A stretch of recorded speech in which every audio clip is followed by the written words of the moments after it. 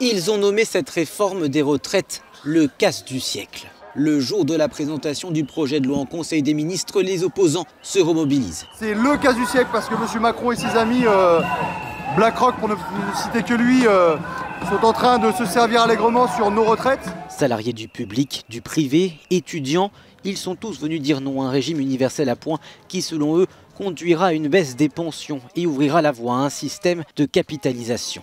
On part dans l'idée, avec ce gouvernement, que tout ce qui est lié au régime public va disparaître parce qu'on veut privatiser dans les grandes lignes toute la société. De son côté, le Premier ministre Édouard Philippe a défendu dans une interview ce vendredi matin un système, je cite, plus juste et plus solide.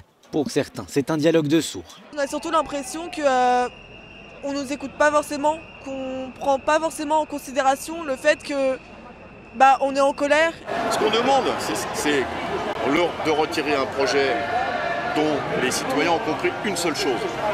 Une seule chose, c'est qu'on va travailler au moins jusqu'à 64 ans et pour beaucoup bien plus tard. L'âge pivot de 64 ans, une mesure que le gouvernement voulait mettre en place pour inciter à travailler plus longtemps. Provisoirement retirée, à condition de trouver avec les partenaires sociaux un moyen de maintenir la stabilité du régime.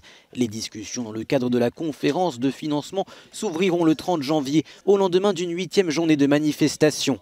L'examen du projet de loi en première lecture commencera quant à lui à l'Assemblée nationale le 17 février. De nouvelles occasions pour les syndicats de manifester.